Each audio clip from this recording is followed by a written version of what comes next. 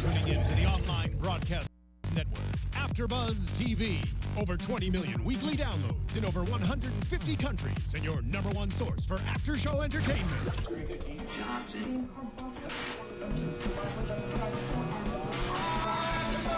AFTERBUZZ TV, the destination for TV superfans.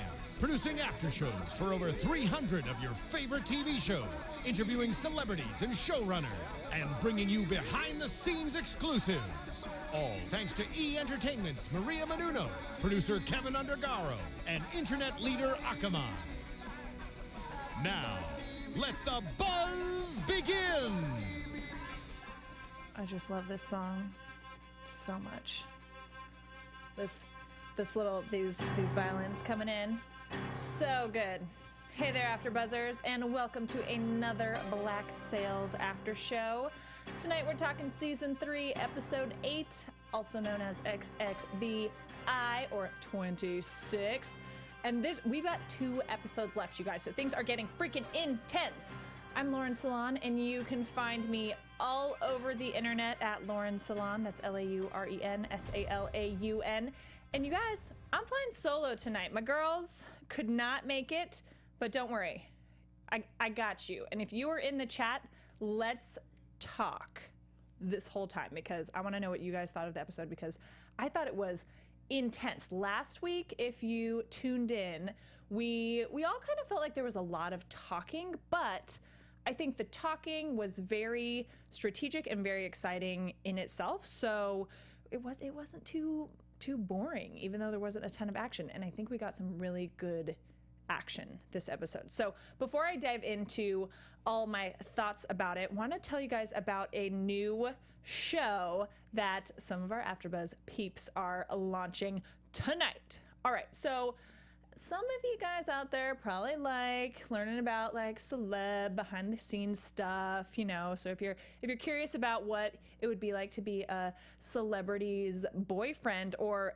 fiance now, who also maybe is going through midlife crisis, you guys are going to want to check out this new show. Or even just hearing like about behind the scenes Hollywood life, old TV and movie references, that kind of stuff. You guys are going to dig The Tomorrow Show with Kevin Undergaro, who is Maria Menounos' fiance, which is recent news and very exciting. We're all super excited about that update in their lives. And so Kevin will be hosting alongside AfterBuzzer co-hosts Roxy Stryer, Ashley Daniels, and others for this super fun show. It is live every Monday and Thursday nights, 7 to 9 p.m. Pacific time, on thetomorrowshow.com.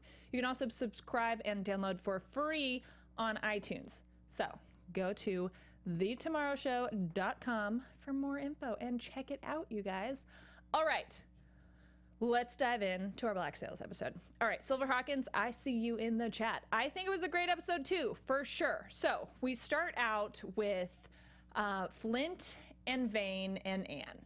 They are in Miranda's house talking about intercepting the caravan that is transporting Jack to where the Spanish meetup is with Woods Rogers. So they all pretty much talk about how they all want to intercept this caravan and take this down for different reasons. Anne obviously wants Jack. Vane wants to just win in this battle, and Flint wants to pretty much set things back on track with him, kind of, you know, with the pirate world, if you will. And this was a really interesting scene. I think it was very beautifully shot, just like all the shadows and kind of the mystery, and you don't necessarily know who's there at first.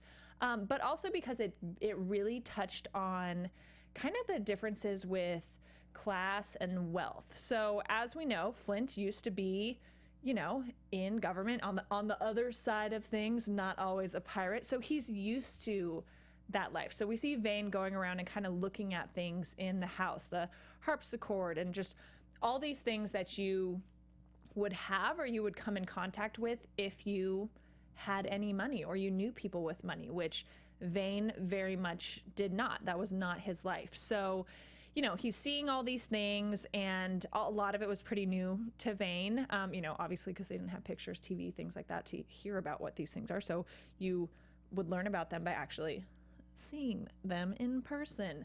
And he pretty much says, like, luxuries like this are a trap. They lure men out of their dignity and freedom. And that's like why the pirate life for me sort of thing comes in there. And then we cut to Jack, who is being held captive and now going to be transported. He's in the buggy with Woods, and I love Jack. Jack is one of our favorites all the time. He's just so witty, so funny, endearing, clever. We love him, right? Everyone else love him? Yeah, I think so. And he comments to Woods, who's in there with him, "So Anne exchanged the cash for my release, and this, I don't really feel like I'm being released here, so what's up?" And Woods is kind of like, "Oh yeah, well, sorry man, things had to change." And obviously we see a whole lot more about where that's headed and kind of the consequences of that a little bit later in the episode. But I'm going to kind of run through things a little more chronologically because I feel like a lot happened and it's just a little bit easier to do it that way tonight. So we've got Silver and Emmy on the ship. They're on the Walrus, talking about positioning and what routes to take and how the alliance between their two crews is critical. And this scene with the two of them is so cute. I mean, we've seen this little budding interest from both sides, the last 2 or 3 episodes, I think. And now it's just adorable. Like the little glances they're giving to each other and him kind of saying, "Oh, you seem like you'd be concerned about me and my well-being." And she, she's like, "Oh no, it's the alliance and it's for our crews and like that's the smartest decision for all of us," which obviously is true. But at the same time, she's like, "Oh yeah, but I also, I want you to be okay for sure." So I think they're very cute. And later we see that, there's some conflict and tension there that kind of doesn't strain that relationship, but they work one of the reasons I like them so much, not only because I like Silver a ton and I like Emmy, but because they are both very smart. And I think they're like, a like pirate power couple essentially. So, okay, y'all in the chat, Silver, yes, it did a pretty good job of showing the different kind of mindsets of pirates at the time. Many were former privateers who had become unemployed when the war with Spain ended, exactly, and still desired to remain under the crown. Others more rebellious, for sure. Katie Rose, hey Katie. The textile background was cool since he was historically known as Calico Jack. Exactly. I love how they blend some history into the things too. That was a nice nod, says Silver. They've done a good job of that. Last week when Long John Silver mentioned long memory. Yeah, totally. And I mean, jumping ahead a little bit, when they're in the caravan later in the episode, Jack is, telling that story about how he became a pirate. They had debts and someone was coming to collect essentially, and Jack had to basically, get scrappy.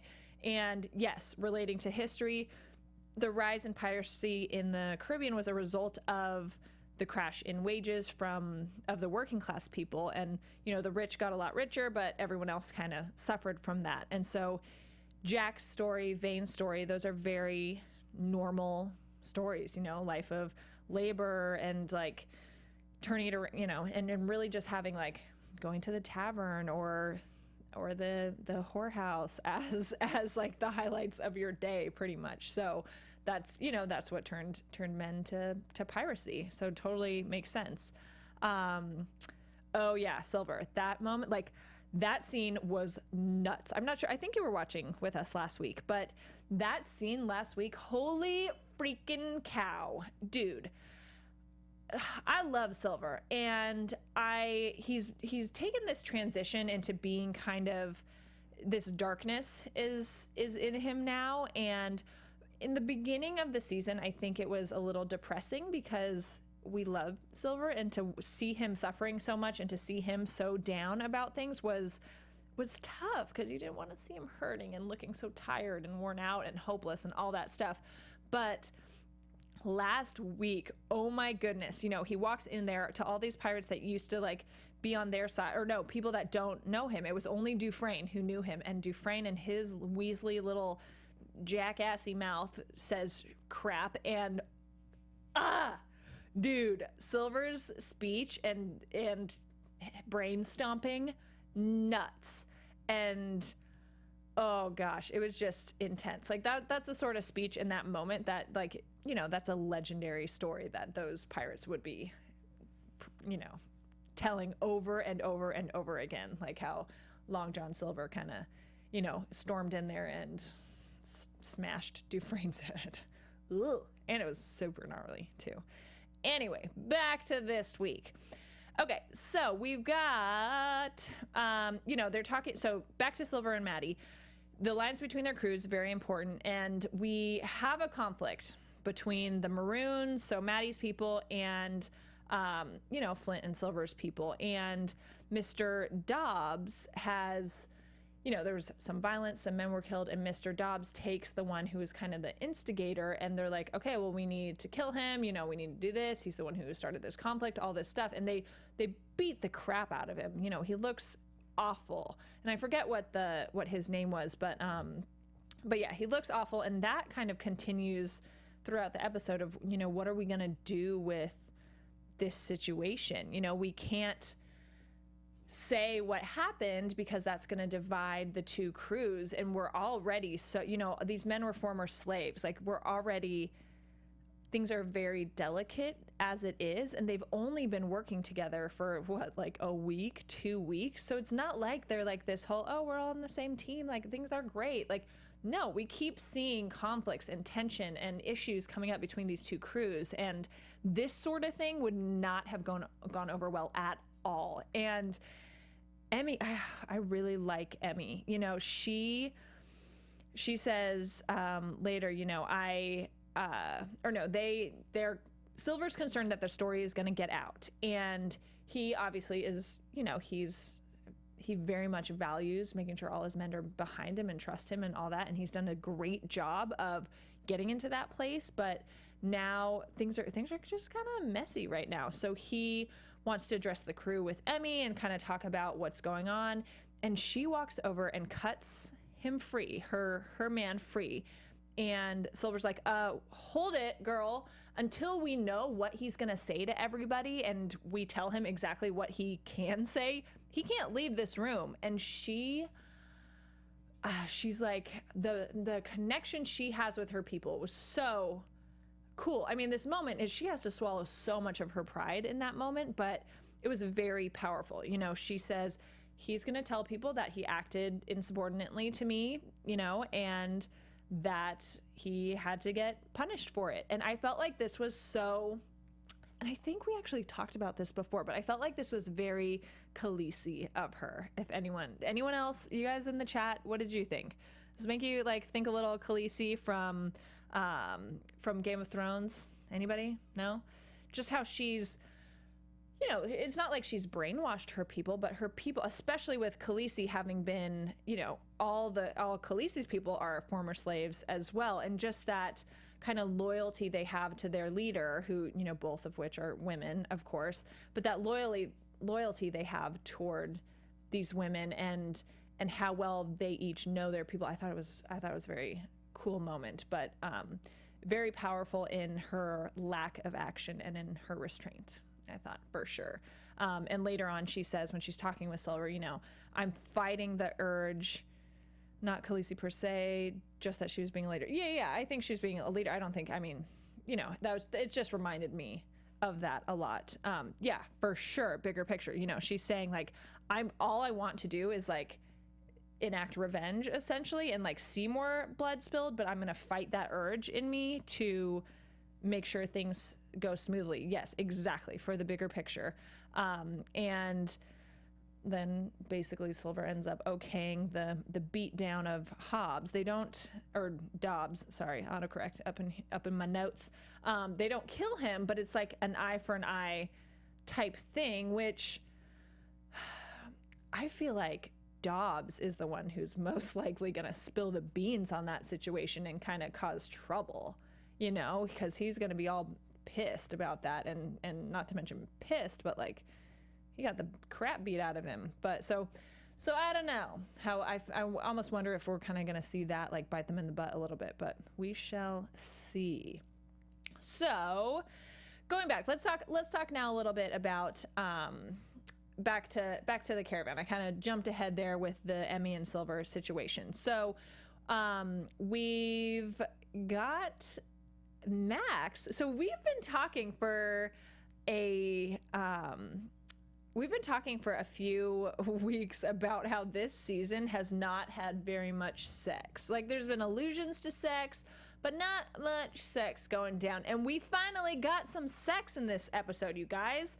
We got a little girl on girl with Max and a new girl who surprisingly looks a little bit like Eleanor. Anyone find that, coincidental? Not really. And, Silver. Several crew members who beat him. That shows him he didn't have the support of the Walrus crew. Yeah. Oh, yeah, for sure. So we've got Max with this new girl, and the girl is trying to play her a bit. You know, she's like, oh, yeah, she chose me because I don't know the stories, that have been going around. And I'm kind of like, I don't really know what the whole deal is, and I haven't heard stuff about you yet, and essentially trying to almost blackmail her in a sense.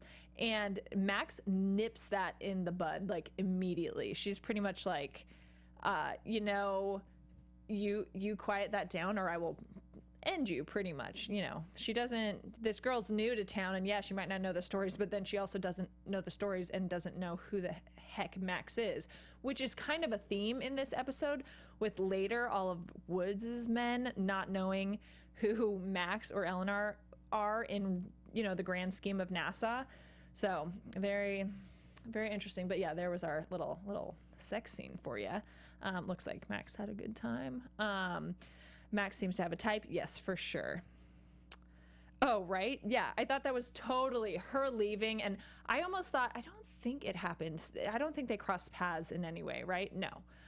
But yeah, very much like, if you didn't see the connection initially with them in the bedroom there, they wanted to put that next scene with Eleanor to be like, oh yeah, they do look alike. You're right. And so Eleanor comes in to see Max and tells Max about Anne, and she's like, yeah, Anne Bonny didn't try to kill anybody. She found out that she had been tricked, and she was exchanging all the cash for Jack, and they didn't turn over Jack, and she was being told that Jack's being tortured and all this stuff, and she didn't even try anything. And Eleanor, I feel like Eleanor's being kind of dumb, not thinking anything's up with that. And then Max points it out. She's like, dude, hello, do you know Anne Bonny at all? Obviously, Max knows Anne much, much better. Remember our little love triangle situation we've got going on? But Max is like, there were 8 men, I think 8. And she's like, and she didn't try anything on anybody when she found out she had been lied to. Okay, if you had sent like 1,000 men, she would have attempted to kill everybody if she knew she was being crossed. So they know something is up, okay? So they are a step ahead of us. Let me get back to, I'm going off here. Let me see what you guys are saying in the chat. She's trying to run game on Max, and Max perfected that game. Exactly, Rick. Katie reminded you of the scene from season 1 when Mr. Scott showed up to interrupt them, and Eleanor totally gave that girl the side eye. Oh, I don't remember that. I don't remember that specific scene, but I do remember we had so much more sex in season 1, I swear. Not that, like, I love this season. So far, this is my favorite season, but yeah, we haven't gotten too many sex scenes, but anyway. All right, so we jump back, and it kind of ties in nicely with Jack with Woods in the caravan, and he's like,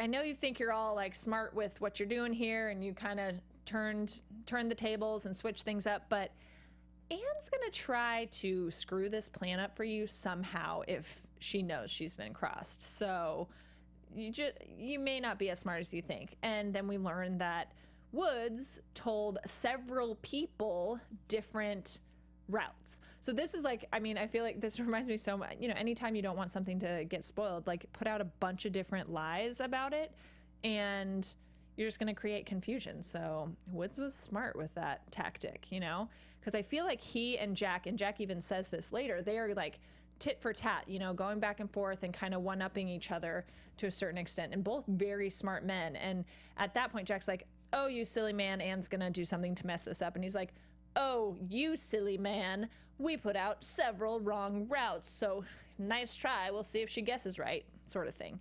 And then we cut back to Max and Eleanor with Woods's men, and they know what's up. They're like, oh, crap. Like, Anne knows, Flint knows, Vane knows, like, all the guys we're, like, you know, scared of right now, essentially, know that something is going on here, and they're plotting something, and they're smart-ass pirates, so we gotta, you know, put our guard up a bit. And they're telling one of Woods's men, and he is so condescending to them. He and doesn't believe a word that they're saying, and thank you, Anthony. Doesn't believe a word they're saying. And oh my gosh, this line, when he says this to her, he's like, just because the governor put his trust in you, I'm not gonna do the same. What? It's so, that was such a ridiculous line, but I kind of loved it. I was like, ooh, he just called her a slut. I thought that was pretty hilarious. What did you guys think of that line? Come on, anyone else love it?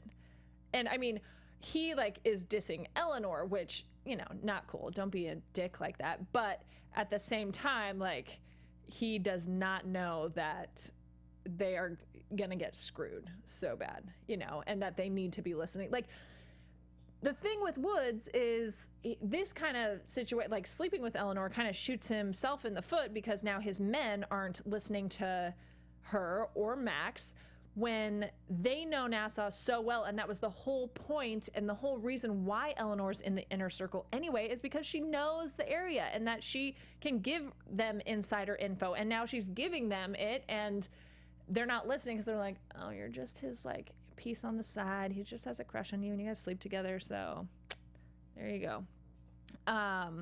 Eleanor is pretty cool. You know, I like Eleanor a lot. I like her this season much more than I have previously, because before I really don't like her very much.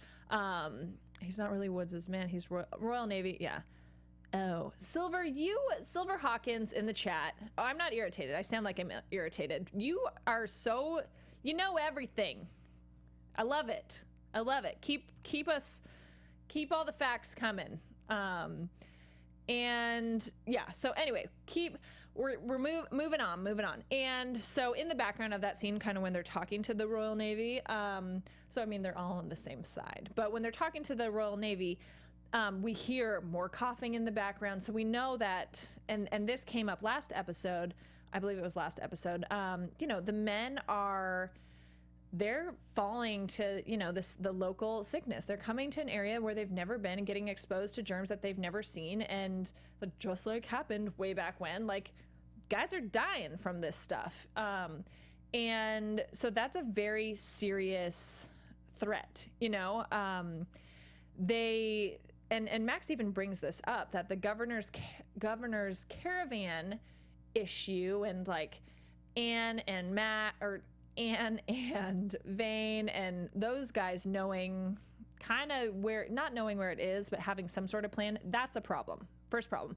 Sickness is another big problem. That's going to leave us weaker in manpower. And, you know, while Max and Eleanor might be the only ones, you know, the few on their side who are immune to it, like, they're screwed if they don't have people to fight. Is Blackbeard in it? Blackbeard was not in this week's episode, but I think we'll see him again, and I hope we do. I hope he like comes out of the trenches and comes back to some like heroic forgiveness thing of like, Vane, you little bitch, you crossed me and you betrayed me once again, this time for Flint, but you're my little son, man child, so I will help you guys win, or something like that. I don't know. I hope that's what happens. But anyway, moving on. So Eleanor and Max talking about, you know, we know Flint, all this stuff, but if the caravan's attacked, that means there's a spy. So there's somebody here that we can't trust. And lo and behold, the caravan is attacked. The dialogue in that scene before it happens, I just loved that with Woods and Jack, and they start fighting in there, and I liked seeing this from Woods because he's been like he's not necessarily like slimy. I think he's pretty like fair in what he's doing, like, given the situation.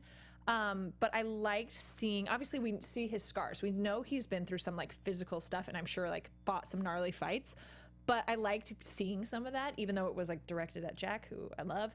And then, we see all these kind of like guys with like, not masks, but their faces covered, like attacking the caravan. It's Anne, it's Vane, it's all their guys. They're like, shooting, killing guys, and the caravan crashes. And this whole scene, this was such a fun scene, like such a good action scene. It was relatively small, and it was pretty much the biggest action scene that we had. And I thought it was great. And I love how we saw little Jack's hand, like they crash and he's buried in all the crap, and we see his little hand like move, and then, oh my gosh, Anne runs over, kisses him.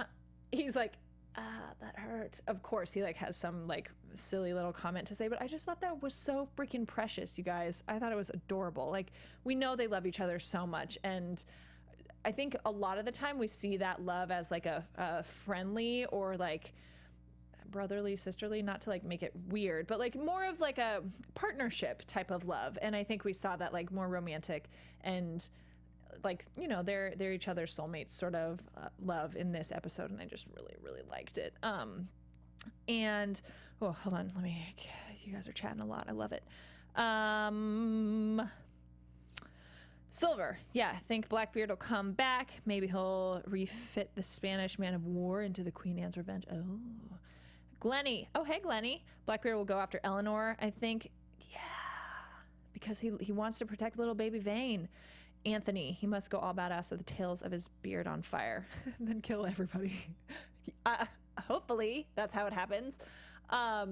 Max used the phrase "you and I" so many times in a row in that scene. Oh, yeah, she's like, still loves Eleanor for surezies. Great scene. Luke Roberts is doing great. Yes. Creating the character for sure, guys. Okay. And so before we move on from that little scene, hello. So they, just had a gnarly battle. Freaking Woods gets up, shoots Vane, and Vane gets down. And then Vane's like telling Anne and Jack to run, like telling them to go. And obviously we've seen already in this season that Jack and Vane have this adorable, like bromance, and they really value each other, and they don't want to see the other die. And I think it's real cute little bromance going on. So Anne and Jack are on the horse, and they're like, shit, we gotta like save Vane. Come on, like let's get him. And Vane is like, F no, you guys get the H out of here and save yourselves. Like, I am not worth it. You guys are gonna get captured if you stay here. Go. I mean, not in all those words. He just says go, or run. And dude, Woods has his gun, but then he's got like this stick thing. I think he like ran out of shots or something, but yeah, I love Vane. So Woods has got this like big club, and he's coming after Vane with it, and Vane thankfully has a sword, but he's on the ground, and Woods is beating the crap out of him. You guys, watching this, I was so stressed. I'm like sitting here in the studio watching, and I'm like yelling. I've got like my, it was a very stressful moment, and for a split second I thought we were gonna lose Vane, and I was really nervous about it. But we don't lose him, but the rest of Woods's men come and capture him. And so Woods returns back to Nassau, and he comes back all beaten up. Eleanor rushes to her side, as we knew he would. And I know, like, watching it, we're all just like, oh my gosh, she doesn't know that he is Vane. What is she gonna do when she finds out that he's got Vane? Like, all this stuff. Right, Glennie? The suspense of her, exactly. That's like literally what I just said. The suspense of her, like, waiting to see what exactly she does when she sees him. And we'll get to this in a minute when we talk about like the very final scene, because I thought it was so good, you guys. So after that whole situation, we cut back to Flint and those guys, and Bones they're all talking about going back to get Vane and bringing up like, okay guys, Vane wouldn't want us to do that. Like, we need to have like eye on the prize, and same thing with like, you know, everyone needs to keep in mind the bigger picture, which is a theme we've kind of been seeing throughout this episode. And Billy actually offers to go back and address the situation with all the kind of, you know, the old pirates there. So all the guys who took pardons, and see if they can kind of disrupt the status quo. And that actually is, Billy reminds us of it this week, but that was actually, you know, we know this from the past, that Billy's parents were political agitators. So that was why they were cast out and why they became pirates, because they challenged, you know, what was going on, the norms of the kind of, you know, where they were living. And that's why he's where he was. So he's like, guys, I know how to do some grassroots like shit stirring. So let me go back there. I'll chat with the pirates. I'll get people riled up, and we will get Vane that way. And if we don't get Vane that way, at least we'll like knock their, you know, their group effort off a little bit. All right, hold on. Now I'm getting back in the chat. Sorry. You know, I'm trying to tell you all my thoughts, and then I got to check in with all y'all. Great cliffhanger. Yes. Oh my gosh. Seriously. Love Jack's such a groomer. Those sunglasses in season 1. Yes. Groover. Yeah. And apparently those sunglasses were like historically accurate too.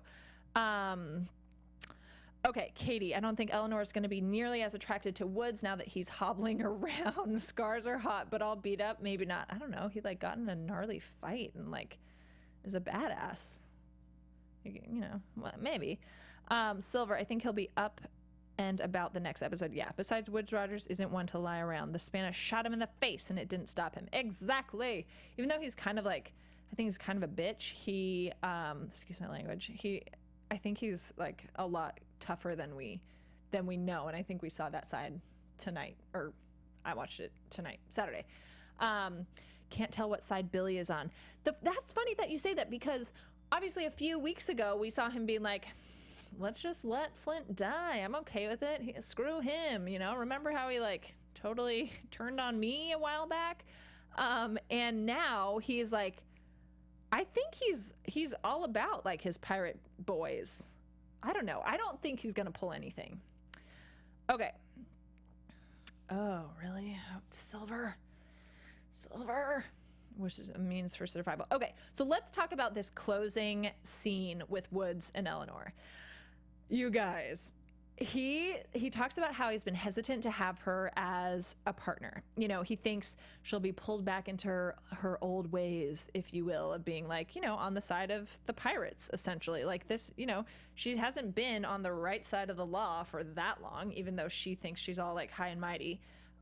And she says that he's wrong. And he's like, okay, well, the man that I have in my cell right now is the embodiment of that temptation for you. And I thought this scene was so well written. I just loved the writing from both of their parts. I mean, obviously Eleanor did most of the talking, so her stuff was incredible. But I thought it was all so good. And in this scene also, we see that Woods has a bit of a cough. So guys, I feel like he's gonna die soon. Sorry. So she's like, okay, you wanna know what I thought when you first walked into my cell? Like, and with this, you guys, I said this before, but I don't know how much I trust what Eleanor says to him. I think she's still fully playing him. I think she has some real feelings, but I think she is so playing him. Agree with Billy. Bill's for the pirates, but don't like Flint. Yeah, I think he's still got some beef with Flint, as he should. Hello. But yeah, exactly, Silver. He should have a little beef there with Flint, but I think, again, greater good, and he loves his pirate boys. So back to Eleanor. She's like, I thought, you know, I was consumed by one thought when I first saw you, that you and like aligning myself with you essentially might be the only opportunity for me to gain revenge against Vane for killing my father, basically. And she's like, and I love you. You know, she's like, I trust you. I believe in you. I love you. You know, I still think I think there's some realness here, but I think it's all in an attempt to either get revenge for her father and reclaim some position of power. And also because this is her only option for survival. Like, she was going to be killed otherwise. Like, duh, you know, she's in a like rock and a hard place. Of course she's going to play this guy and use her lady ways to convince him, you know. But I thought this was so smart of her, whether it's true or not. And she's like, I am going to tell you, and I love you, so I'm going to tell you the absolute truths. I honestly don't know. Because he asked, you know, when you walk in and when you see him, like, that's going to be the moment of truth. And she's like, I honestly don't know what I'm going to think, feel, do, all that stuff. And I thought that was great, especially with it juxtaposed against or like paralleled with her walking to his cell and then them both seeing each other and then the episode cutting right then. Ooh, that was nutso. Silver, don't think she's playing him at that moment. I think she was being earnest. Besides, was her only real ticket for potential future. No power base at all without her father's trading company. Oh yeah, no, Woods is her only option. But at the same time, I do think, yes, and Woods is married, but aren't they all married or something? I don't know. I think there is some truth to it, but I think she also very, very much knows that that's her only option and she better not F it up. You know, and if that means letting herself have a crush on him, letting herself love him, letting him believe that she does, she's going for it. I still think she's going to screw him over in some way. She already screwed him. Anyway, bought every word of the speech except the loyalty and love parts are exaggerated for her survival's sake. Yes, agreed. Katie, and absolutely. Glennie says absolutely, but I reckon she's keeping something aside. Yeah, he's going to be in trouble when she finds out he's married. I don't think she is going to have a big deal about that. I don't know. He's married to Sarah Whetstone, daughter of Admiral Sir William Whetstone, former commander of the Royal Navy in the West Indies. He's dead by now, though. He was something of a father figure to Rogers, though. Okay, interesting. There, see, our boy Silver with all the fun facts. So yeah, I thought that scene was incredible, and I think Eleanor's delivery of it, or Hannah New's delivery of it, was so well done. And you know, we opened this episode with, well, we didn't open it exactly, but one of the very initial scenes was Jack all alone in a cell. And then we close with Vane alone in a cell. Obviously very different circumstances, and we swapped pirate for pirate, but I think it worked very well because it wasn't just like a tradesies. I mean, it's gonna bring Eleanor's story full circle. You know, the whole reason she's so pissed off and she's in this position anyway is because, you know, she's been motivated by a hatred and heartbreak and betrayal by Vane. So them coming face to face, like, ugh. All right, I'm coming back to the check. Silver, which is one of the reasons I hate they slept together. It's such a TV cliche. Yeah. That scene with Jack and the mouse was pretty great too. It was. Oh, I love Jack. All right. Let's get in. Anything else, you guys? They're in the chat. Anything else we should touch on?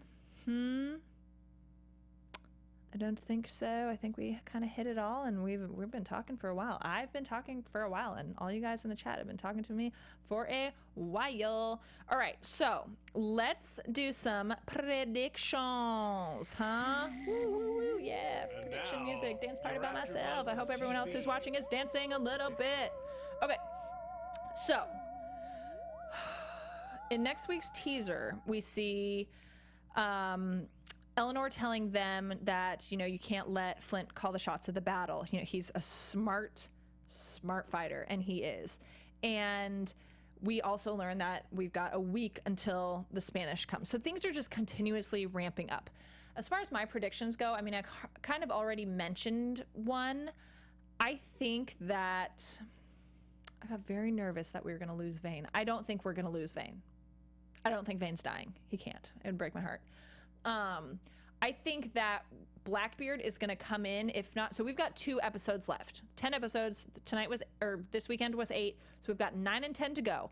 I think in either 9 or 10, Blackbeard is coming back and he's going to be a badass. I love Blackbeard, you guys. I loved him. And I think he's going to come back. He already forgave Vane before, and now little baby Vane is in a pickle. And I think Blackbeard is going to have some key role in freeing Vane.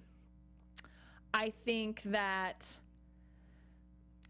Woods is going to die by the end of the season.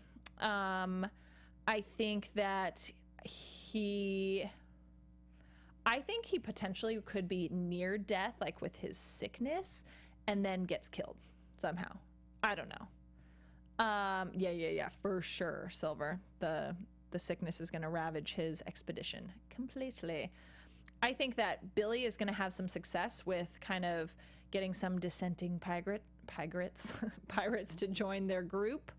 I think we're going to see some conflict with Silver's kind of squad on the ship. And actually, Hornigold saw the walrus, and so they're like heading for them. And I think there could be some discord with the guys on the walrus that makes it, I don't know, that I don't think Hornigold would be able to capture them. Hornigold in his day was a badass pirate, even though we haven't necessarily seen a ton of that. But anyway, how many predictions am I giving? Oh my gosh, I'm like just talking nonstop. They could have Hornigold men. Yeah, that's true. Oh, yeah, so I think Blackbeard's coming back.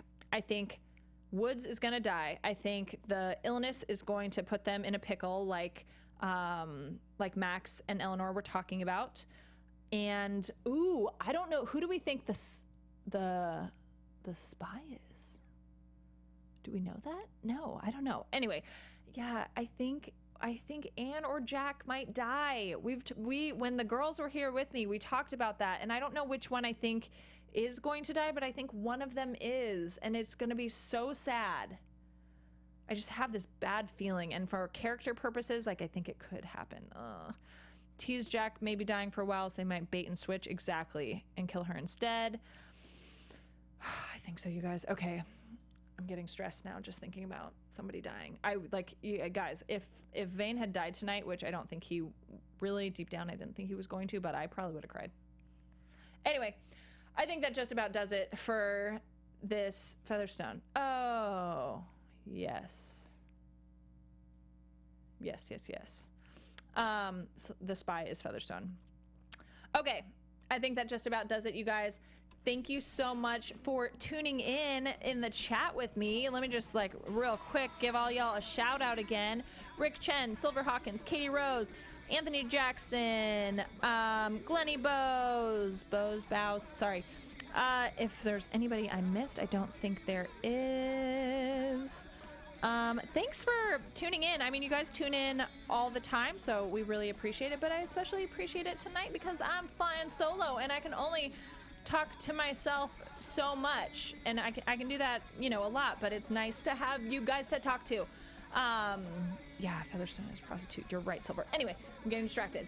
Guys, thanks for tuning in. You know where to find us, youtube.com/AfterBuzzTV. Make sure you guys are subscribed and catch us on iTunes and SoundCloud as well. When you're in iTunes, be sure to leave us a review. Write a nice comment. We'll read it on air. Give us 5 stars, all that stuff.